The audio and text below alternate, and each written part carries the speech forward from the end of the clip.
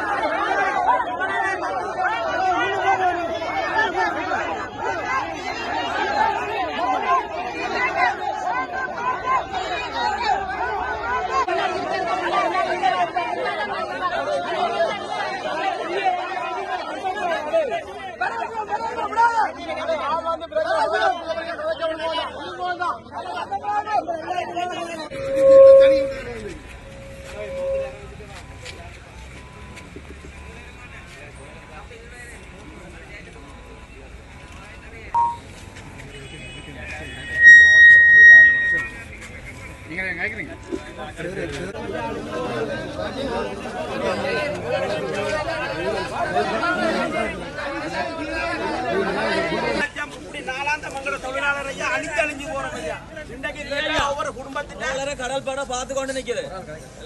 நாங்களும் கிடைக்கும் வசதி எல்லாம் இருக்குது. நேவி பார்த்து நிக்க ரோட 150 கிலோமீட்டர் வருது.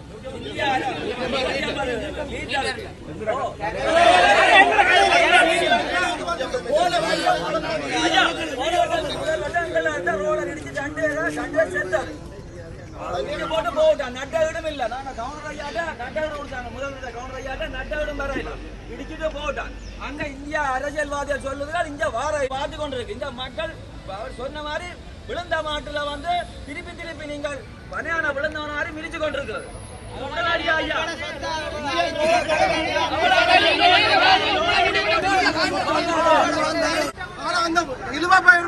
இழுவப்படைகளை வந்து முதலாளித்துவம் சொல்லி இந்தியாவில் வச்சு எங்களை அவர்கள் வந்து ஏவி விடுகிறார்கள். கடற்கரைக்குள்ள போய் மீனை பிடிக்கணும் சொல்லி நாங்கள் வந்து அத்துமீறும் தொழிலை செய்கிறதில்லை. நாங்கள் வந்து வழிவேல தொழில்களையும் தூண்டல் தொழில்களையும் மட்டும்தான் செய்கிறோம். அதனால பாதிக்கப்படுறது நாங்கள் தான். எங்க நாட்டு சட்டத்துக்கு மதிப்பு கொடுத்து வழிவேல தொழில்களை செய்கிறதால நாங்கள் பாதிக்கப்பட்டு கொண்டிருக்கிறோம். நாங்கள் முற்றுமுழுதா இந்த வாழ்வாரத்தை நம்பிதான் இருக்கோம். அதனால முதலாளித்துவம் இந்தியாவில் இருக்க முதலாளித்துவ இழுவப்படைகள் கூலிக்காக இழுவ மீனவர்களை அனுப்பி இந்த தொழில்களை வந்து நீங்கள் அக்கறை செலுத்தணும். அமைச்சர் மட்டத்துக்கு கவனத்துக்கு கொண்டு போய் ஜனாதிபதி மட்டத்துக்கு கவனத்துக்கு கொண்டு போய் இந்த எல்லை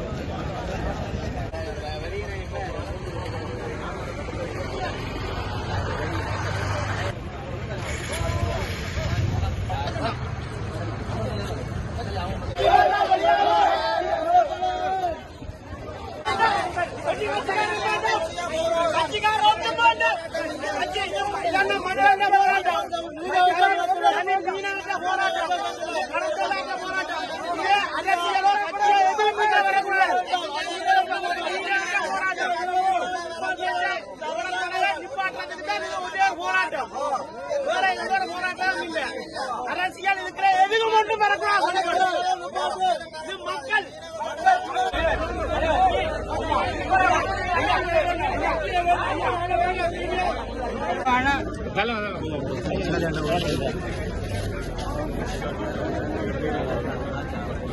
அண்ணா யாருங்க இந்த போன் ஓட்டுறோம் எடுங்க நாங்க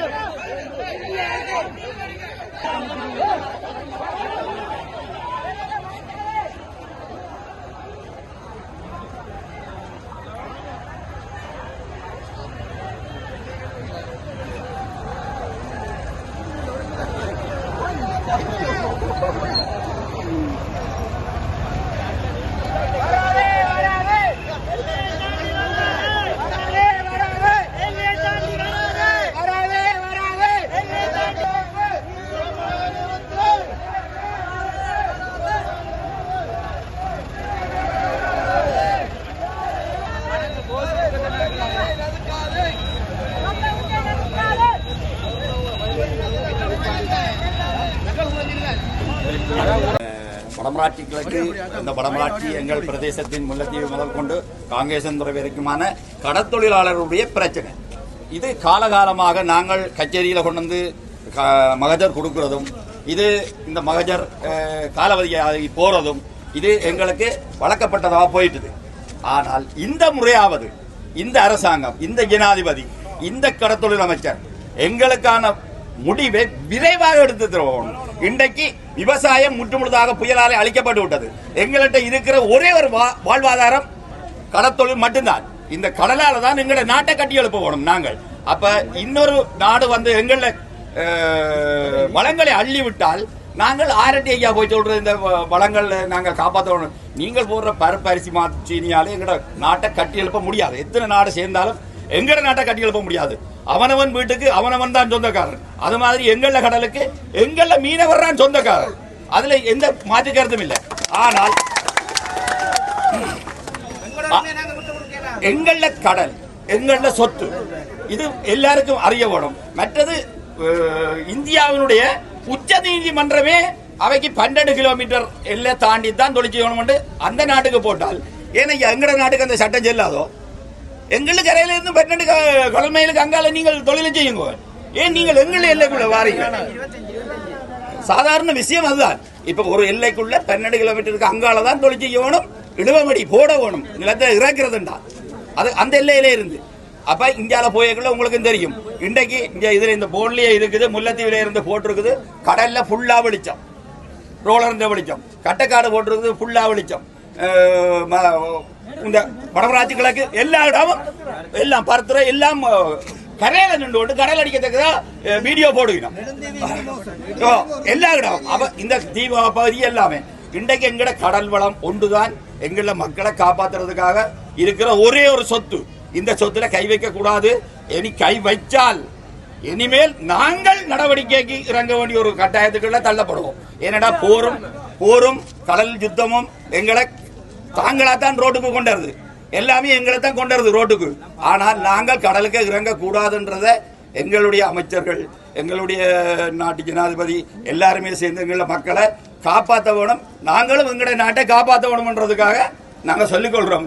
இனியும் திருப்பி மகஜர் கொடுக்கறதும் இந்த ரோட்ல இறங்கி போராடுறதும் இன்றைக்கு அத்தனை தொழிலாளியும் தொழிலை விட்டுட்டு வந்திருக்காங்க. வீட்டில எப்படி சமையல் இருக்கும் யாருக்கு தெரியும்? யோசிச்சு பாருங்க. புயல் வந்தாலும் எங்களுக்கு நிவாரணம் கிடையாது, கடலுக்கு போகாட்டாலும் காத்தடிச்சாலும் நிவாரணம் கிடையாது. இந்த நிலையில தான் இந்த கடத்தொழிலாளி வாழ்ந்து கொண்டிருக்கிறாங்க. அப்ப இந்த கடத்தொழிலாளியின் பிரச்சனை கண்டிப்பாக எல்லாருக்கும் தெரிய வேணும், எல்லா நாட்டுக்கும் தெரிய வேணும். எங்களுடைய வளத்தை எவனுமே சுரண்டக்கூடாதுன்றதை நான் ஆணித்தரமாக இந்த இடத்துல சொல்ல விரும்புகிறேன். ஜனாதிபதி அனுரகுமார திசாநாயக்கா, இலங்கை சோசியலிச குடியரசு இலங்கை. இலங்கை கடற்பரப்புக்குள் அத்துமீறி நுழையும் இந்திய மீனவர்களை தடுத்து நிறுத்த கோரல். இலங்கை கடற்பரப்புக்குள் அத்துமீறி எல்லை தாண்டி வரும் இந்திய மீனவர்களை தடுத்து நிறுத்த கோரி வடபகுதி மீனவர்களால் இன்று நடாத்தப்படும் இவ்வார்ப்பாட்டத்தின் போது இலங்கை இந்திய அரசுகளிடம் கோரும் விண்ணப்பம். இலங்கை தீவில் அயல் நாடாகிய இந்தியா புவியியல் ரீதியாகவும் கலாச்சார ரீதியாகவும் நெருங்கிய தொடர்புகளை கொண்டுள்ளது. இலங்கையில் ஏற்பட்ட பேரிடர் காலத்தில் இந்தியா வழங்கும் உதவிகளை மறக்க முடியாது. ஆனாலும் இலங்கை ஒரு இறையாண்மை உள்ள நாடு.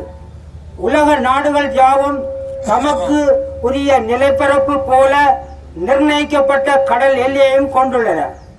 அதுபோலவே இலங்கையும் தனக்குரிய பிரத்யேக கடல் எல்லையை கொண்டுள்ளது. இது பொருளாதார முக்கியம் வாய்ந்த வலயமாகும். இப்பிரதேசமானது வடபகுதியில் சற்று ஒடுங்கியதாகவும் தெற்கில் அகன்றும் காணப்படுகின்றது. இலங்கையின் பொருளாதார முதுகெலும்பாக திகழும் மீன்பிடித்துறையை இந்த கடலையை நம்பியுள்ளது. வடக்கு கிழக்கை பொறுத்தவரை கடந்த கால 30 வருட யுத்தத்தினாலும் கடந்த காலங்களில் நாட்டில் ஏற்பட்ட இயற்கை அனர்த்தத்தினாலும் குறிப்பாக சுனாமி, நிசா புயல், டிட்பா புயல் போன்றவற்றினாலும் பாதிக்கப்படுவதும் இந்த மீனவர்களே. அதிலும் தற்பொழுது நாட்டில் ஏற்பட்ட டிட்பா புயலால் முல்லைத்தீவு, யாழ்ப்பாணம், மன்னார், கிளிநொச்சி ஆகிய மாவட்டங்களில் உள்ள மீனவர்களே பெரிதும் பாதிக்கப்பட்டுள்ளார்கள். இம்மீனவர்கள் தாம் செய்வதறியாது தவித்துக் கொண்டிருக்கும் இந்த காலத்தில் இந்திய மீனவர்களால் எமது மீனவர்களின் மீன்பிடி உபகரணங்களும் வளங்களும் அளிக்கப்படுவதை எம்மால் ஏற்றுக்கொள்ள முடியாது. வெந்த புண்டில் வேல் பாய்வது போல் மீண்டும் மீண்டும் அழிவு என்றால் என்ன செய்வது என்று அறியாமல் மக்கள் தமது பொறுமையை இழந்து வீதிக்கு இறங்க வேண்டிய நிலை ஏற்பட்டுள்ளது. இப்போராட்டத்தை நாம் விரும்பி ஏற்கவில்லை. இது காலத்துக்கு காலம் இந்திய மீனவர்களால் எமது வளங்கள் அளிக்கப்படுவதால் எம்மீது திணிக்கப்பட்டது. அதனால் மேலும் மேலும் இப்பேரழிவு வருவதால் எமது மாணவர்களின் கல்வி பொருளாதாரம் கேள்விக்குறியாக உள்ளது. ஆகவே எமது கடலில் நாம் சுதந்திரமாக தொழில் செய்வதற்கு, எமது எதிர்காலத்தை தக்க வைத்துக் கொள்வதற்கும் எங்கள் நாட்டின் அரசும் பாதுகாப்பு படையும் தான் காப்பாற்ற வேண்டும். இறுதியாக இந்திய அரசுக்கும் தமிழ்நாட்டு மக்களுக்கும் அன்பான வேண்டுகோள். எமது நாட்டில் ஏற்பட்டிருக்கும் பேரழுத்தத்தால் பாதிக்கப்பட்டிருக்கும் மக்களுக்கு தங்களால் வழங்கப்படும் உதவிகளுக்கு நன்றி கூறுகின்றோம். அதே வேளை உதவி செய்து உயிரை பறிக்காதீர்கள். மனிதாபிமானத்தோடு எம்மை வாழ விடுங்கள். உங்கள் நாட்டின் மீனவர்களை நீங்களே தடுத்து நிறுத்துங்கள். மத்திய மாநில அரசுகளே, உங்கள் கடற்படைகளை கொண்டு தங்களால் மீனவர்களை எல்லை தாண்டுவதை தடுக்குமாறு கேட்டுக்கொள்கின்றோம். இலங்கை இந்திய தமிழர்கள் தொப்புக்கொடி உறவு என்ற சொல்லுக்கு அர்த்தம் கொடுங்கள். எமக்குள் இருக்கும் உறவுக்குள் விரிசல் ஏற்படாமல் பார்த்துக் கொள்வது சால சிறந்தது என நினைக்கின்றோம் என்று அன்போடு கேட்டிருக்கின்றோம்.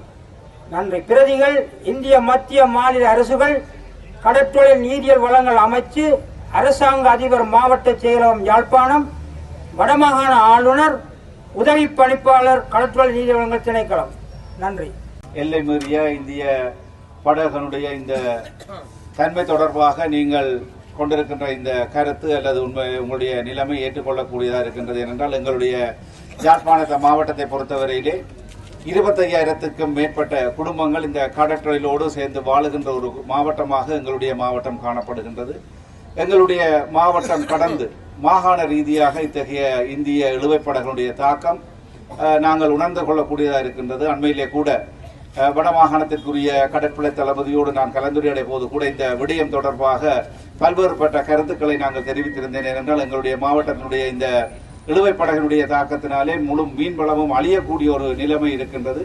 நீங்கள் இந்த மகஜரை அதிமேதகு ஜனாதிபதி அவர்களுக்கு தந்திருக்கின்றீர்கள். ஆகவே அந்த வகையிலே எங்களுடைய நாட்டினுடைய அதிமேதகு ஜனாதிபதி அவர்களுக்கு இந்த விடயம் தொடர்பாக நாங்கள் இன்று உடனடியாகவே இந்த விவரத்தை அவர்களுக்கு அனுப்புவதற்குரிய நடவடிக்கை எடுத்திருக்கின்றோம். நிச்சயமாக இந்த விடயங்கள் தொடர்பிலே கௌரவ கடத்தொழில் அமைச்சர் அவர்களுக்கும் இந்த விடயத்தை தெரியப்படுத்த இருக்கின்றோம். ஆகவே அந்த வகையிலே நிச்சயமாக அதிமேதகு ஜனாதிபதி அவர்கள் இது தொடர்பிலே உரிய அமைச்சுக்களோடு அல்லது அரசோடு, இந்திய அரசோடு தொடர்பு கொண்டு அதற்குரிய நடவடிக்கைகளை எதிர்காலத்தில் எடுப்பார் என்ற நம்பிக்கை எங்களுக்கு இருக்கின்றது. ஏனென்றால் எங்களுடைய இந்த மாவட்டம் பிரதானமாக கடற்கொழிலோடு சேர்ந்த மாவட்டம். அண்மையிலே ஏற்பட்ட வெள்ள அனர்த்தத்தாலே கூட நீங்கள் பாதிக்கப்பட்டிருக்கின்றீர்கள். ஆகவே நிச்சயமாக உங்களுக்குரிய தீர்வை பெற்றுத் தருவதற்கு மாவட்டத்தினுடைய அரசாங்க அதிபர் என்ற ரீதியில் என்னுடைய முயற்சிகள் எடுத்து இந்த விடயத்தை மேல்மட்டத்திற்கு தெரிவித்து அது தொடர்பாக உங்களுக்கு சாதகமான தொடர் நடவடிக்கைகளுக்கு என்றும் உங்களோடு நிற்போம் என்று கூறி, உங்களுடைய இந்த உணர்வு ரீதியான இந்த ஆர்ப்பாட்டம் அல்லது உணர்வு ரீதியான எழுச்சி என்பது உண்மையிலே உங்களுடைய வாழ்வாதாரம், உங்களுடைய தொழில், உங்களுடைய பொருளாதாரம் அனைத்தையும் பாதிக்கின்ற ஒரு விடயம் தொடர்பாக நீங்கள் இவ்வாறு அக்கறை எடுத்திருப்பது உண்மையிலே எங்களுக்கும் வேதனை அளிக்கின்றது. ஆகவே உங்களுடைய இந்த அர்த்தபுஷ்டியான இத்தகைய ஒரு நிகழ்வு உங்களுடைய வாழ்வாதாரத்தை மேம்படுவதற்கு எங்களாலான முயற்சிகளை இந்த சந்தர்ப்பத்தில் எடுப்போம் என்று கூறிக்கொள்கின்றோம். மேலதிக செய்திகளுக்காக எமது யூடியூப் தளத்தை சப்ஸ்கிரைப் செய்யுங்கள்.